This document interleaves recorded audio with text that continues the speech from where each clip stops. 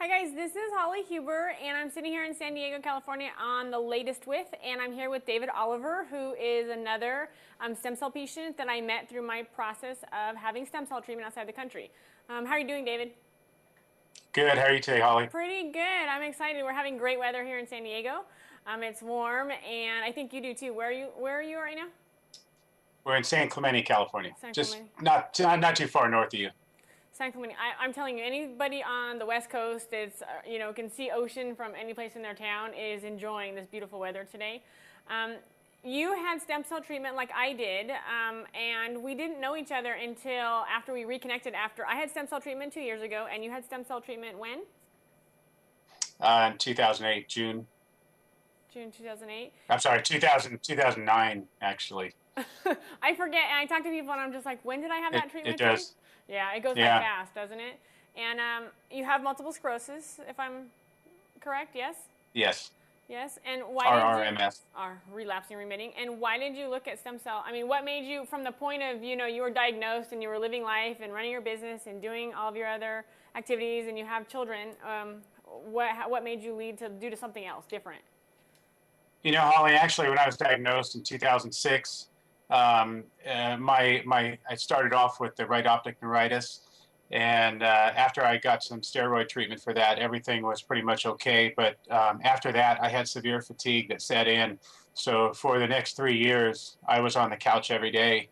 And to be honest, I heard about your story, and I figured there was nothing that was going to stop me from checking this out, because for the past 3 years, I mean, I've been able to basically get nothing accomplished on a daily basis. Everything felt heavy, my arms, my legs, everything. Um, it just ruined my life. It changed my life with my family. They would go do things I couldn't do because I was too tired. So when I heard about your story, I looked into it. I did my homework on it, um, and not just taking your word for it, but I did my research, and it was plenty for me to go ahead and book my trip down to Costa Rica. Did you get? I got a lot of a lot of hesitation from people. Did you get the same thing? I mean, I got people telling me I was stupid, I was going to waste my money, it wasn't going to work. Did you get the same thing? Because I was like scared after I heard all that kind of stuff. I was like, don't do it. Did you get kind of the same stuff going on before you decided to actually, decide this is what I'm going to do, the next thing I'm going to do? Actually, no, I didn't. I think when I found out about it, I think my decision to have this treatment done was so fast, and I booked my trip very fast, that I didn't really have a lot of time to explain to other people rather than family what I was going to do. And my family was, fully behind me and encouraged me to do it. And I'm so glad I did. It's changed my life, and I'm 100%. Did you ask? Did you talk to your neurologist before doing it? I only asked because everybody asked me, should I tell my? I'll just tell you what I did. But did you talk to your doctors? Because I get that all the time. Oh, I'm so scared, and they tell me don't do it. Did you have the same problem or anything?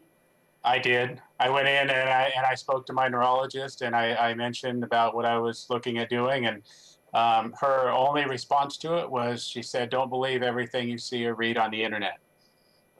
And I was shocked. I said, "Are you kidding me?" I said, "This isn't something I just saw or read on the internet." I said, "This is a person that, I can actually see the results." And at the time, I mean, you were way worse than I was, symptom wise, and for the results that you had, I mean, it was no way I wasn't going to go do this. Yeah. So she didn't know what I saw, but I just didn't read or see this on the internet. That's pretty good because I was at chat rooms and I would get that. And actually, when I came home and I posted someplace, I was getting the chat room where I would get a lot of that. And that was 9 months prior to. And then when I came back, all of a sudden, people were wanting more discussion. I had posted a posting on one of these. Oh, well, it's msworld.org. I had posted something there, and all of a sudden, it expanded like wildfire when I was actually in Costa Rica. And we're down there, and I was like, what am I supposed to do here? I can't do anything. I can't travel. I'm not here for vacation. I can't really take a vacation. So I decided Right. to post after that. All those people were like, oh, you're so stupid. And a lot of people said, they got the same type of feedback, but now they're getting it with their doctors more. So, do we tell our doctors? I'm like, I don't think it's a bad thing, but you could get hesitation. So I didn't know if you had gone through the same kind of experience where all of a sudden your doctor's like, no, no, no, no. after I met with her, I kind of, she actually, she wasn't very receptive to it. So I didn't go out of there thinking much at that time, but I just went ahead and had the treatment done. I hadn't seen her for 6 months after I got back. And when I came back, she wasn't very receptive to it at the time. I told her I'm doing fantastic. She actually started to discount my symptoms, saying, "Well, you weren't very bad in the first place." Well, she's the second doctor that backed up my diagnosis of MS. Because when I went to her as a new patient, she wanted to confirm my diagnosis, and she did. But so now she starts discounting everything. So I had a follow-up MRI just this past September, or actually beginning of August, and I got to see her towards the end of August to go over the MRI results.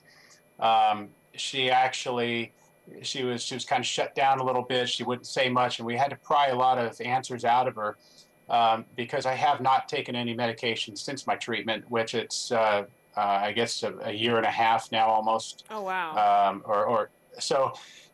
But anyhow, we said, what would happen with a typical MS patient if they did not take any medications? Would they progress? She Yeah. said, yes, a typical MS patient would progress. Yeah. And I haven't. And she sees that. And not only that, she looked at my MRI and she showed me a spot on my MRI and she said, this spot here is actually improving. Wow. And so, I mean, the results are there. Yeah. It's right there in the MRI. She can't deny it. So now she's getting a little more interested. I just got somebody to ask me the other day the same question.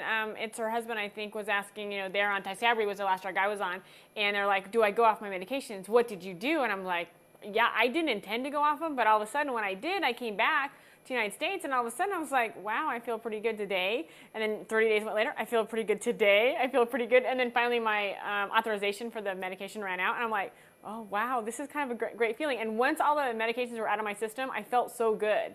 And, Right. Going back to the supplements we were talking about earlier, the supplements, my body started taking the supplements. What supplements? You're taking like natural type things right now too, right?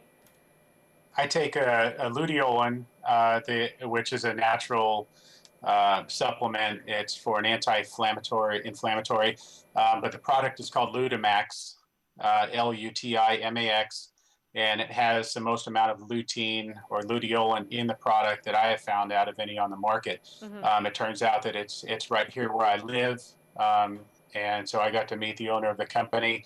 As you put up there, that's the product right there. It's done fantastic for me. And so anything that's anti-inflammatory, I mean, that's obviously going to help with an MS patient.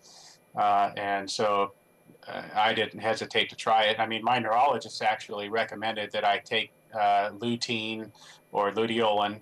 And so just when I did my research, this is what I found. And it actually is in my backyard here just about. I know, that's when I was looking for the different treatments and different things, and I think that taking the supplements like luteolin, you were approached and, somebody told you that it works amazingly great. It was an athlete, if I'm not mistaken, you told me on the phone, yes? An athlete that told you to take this stuff? No, not that. I don't know about that. So who told you about the Lutamax? That was luteolin was from my neurologist. She recommended that I take that, and so I just did my own research.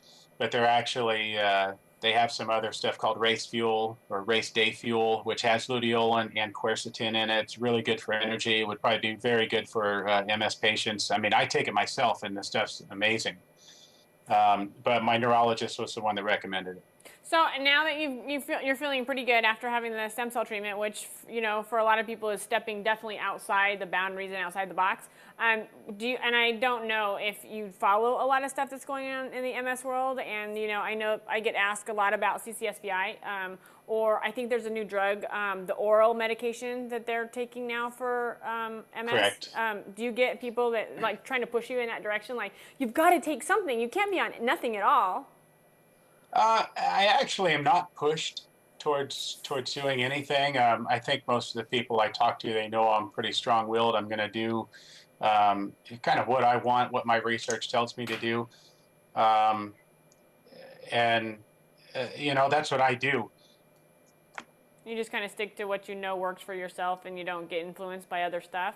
I know we've talked about healthy eating. Did you change your eating habits a lot and go that direction when you actually got diagnosed? And all of a sudden you're sitting at your house and you're like, what am I supposed to do now?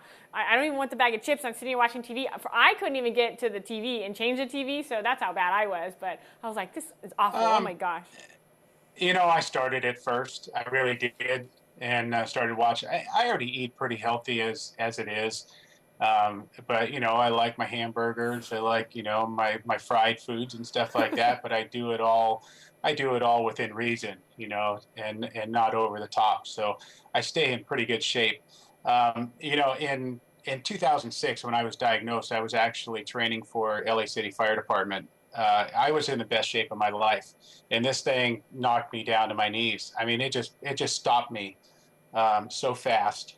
The fatigue came on so fast, and I speak to some classes at our local high school, our biology class, and I actually have a picture in a PowerPoint presentation that I show them, and it's not a great picture. It's my wife took it. It's me laying on the couch, and I tell them, this isn't the most.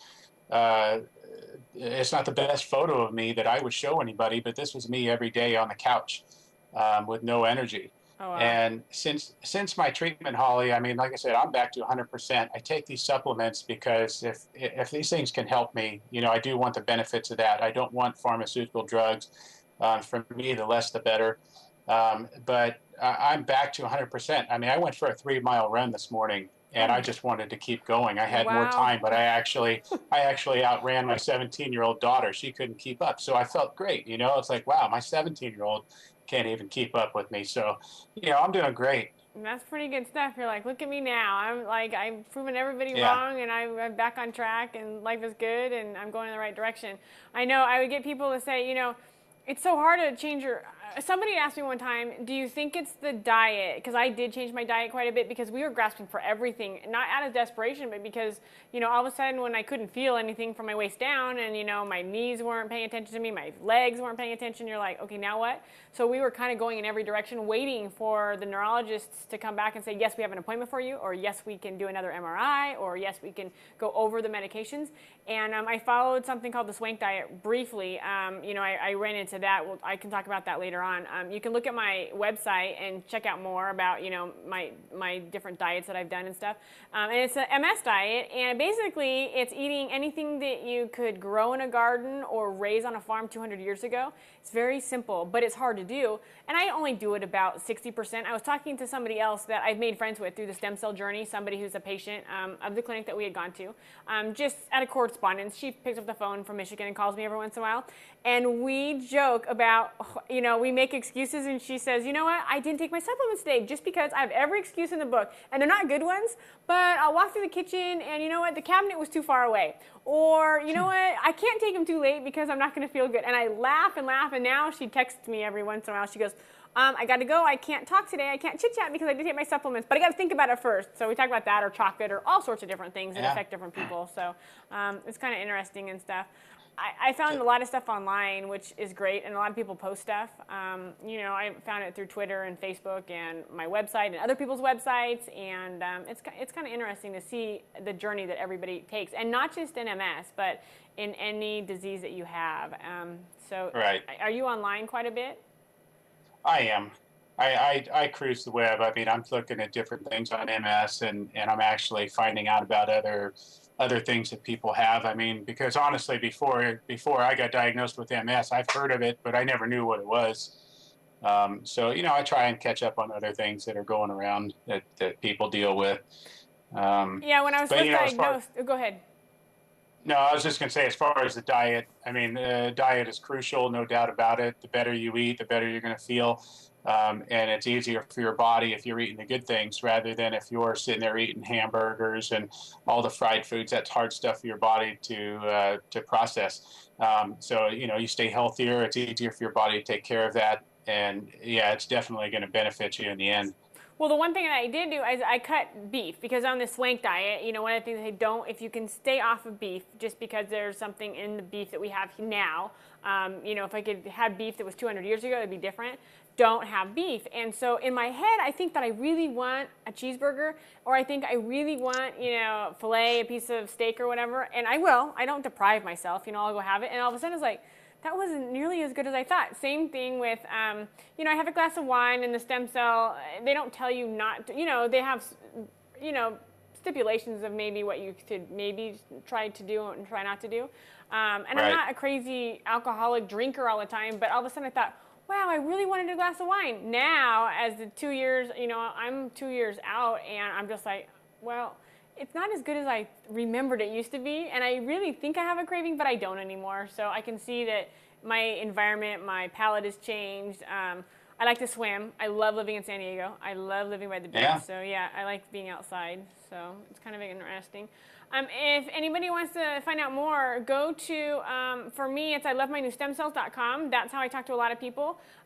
You can find this. We're trying to, David, it's so great that you joined us today because I'm trying to, not me, but the people I'm working with, are trying to make a platform where we can have real discussion. People are in the chat room right now. They're telling me that they've tried it on Android and different, the iPhone and the way they're listening to it. When and I don't know if you had someone, well, you didn't, is what I'm listening to today. I had a lot of backlash from the online community in the chat rooms because I didn't know where to go. I was diagnosed and all of a sudden I go in a chat room and said, does anybody out here, have they been told to take 2 medications at the same time? And I'm like, wow. And I couldn't find anybody. So through the process I asked, and all of a sudden I got no, but you should really look into that. We're not quite sure, and our neurologist would never do that. So there was no place you could post on these message boards, but then you get the people that were against you, and then at the time, I don't want to say I'm depressed, but I was in shock a little bit. I mean, I got this diagnosis, and all of a sudden I can't leave my house. I'm stuck to my computer because that's all I could do. Right. And so we've kind of created this at The Latest With so that we can have real conversation. And I think there'll be more. As time goes on, I think we, get people not just calling you or, at your church group or, your grocery store asking you questions, or me when I'm at my swimming pool, I go to a local swimming pool where we do aqua aerobics kind of stuff, and the MS Society sponsors it. I think that people want more conversation, real conversation, and that's what this is about. So I'm excited to talk to you. I know that we were asked to be a guest at the clinic to speak about our experiences, and that's going to be, and I think they've moved it to March, but I'm really excited about that. And I get to speak with you, and I know when I first talked to you, you hadn't really been able to talk on a platform yet, so I'm excited that now you can join the masses. I know people are looking forward to coming to that and stuff. I have a lot of people that I've never talked to personally, but they're excited to see and meet us, so. Yeah, it's going to be great. I'm really looking forward to it. I've spoken at some MS support groups, and we've had people that from the group that have gone for treatment and are doing just fantastic. I have others that do have concerns. One is because of the cost of it. Yes, it is expensive, but I have some people that are looking for guarantees, and it's just not going to happen. There are no guarantees, and I can't tell them enough to where they can understand that. But hey, for me, it was do or die. It's like I'm not going to let this thing run my life, and boy, did it work.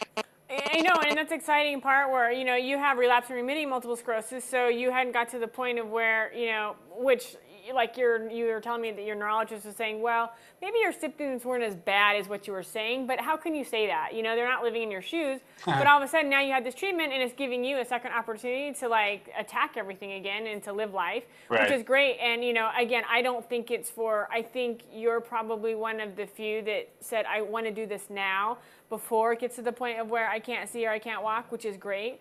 But it's there, and the more people I talk to with relapsing remitting that have had stem cell treatment done, and not just to where you and I went, but at different clinics across the world, they're saying the same thing. As a relapsing remitting patient, they are feeling great. And I mean, I think it's good. I think it's a science that we're going to see eventually here in the United States, that it's going to be commonplace. I really do. I think it's going to be a long time, but I think, we'll see it in our lifetime. Right. So it's exciting. I talk to a lot of people about it, and they say, well, I'm going to look into it. And then they'll say, yeah, I'm going to do it, but I'm going to wait, maybe 6 months or a year or something like that. I say, absolutely not. You don't wait.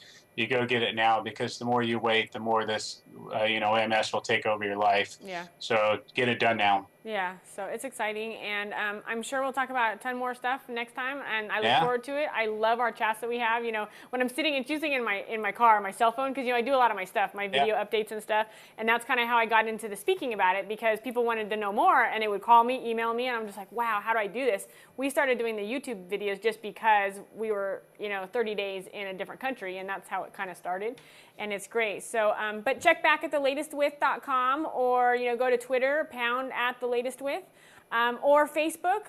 David, you're on Facebook, and I don't know. Yeah, David Oliver. David, what is it? No, my address is David .Sanclemente, and so it's Facebook/David.Sanclemente. Oh, got it. And mine is Facebook.com/Holly Huber. I can't even remember where I'm at right now. Holly Huber on Facebook, or my website, I Left My New Stem Cells, and I'll link back to everybody else that we talked to on the stream, and we'll just keep moving forward, and we'll figure out what we're going to do next and stay healthy. So it was a pleasure, David. Thank you so much, and I'll talk to you soon. Thank you so much for having me. Okay, so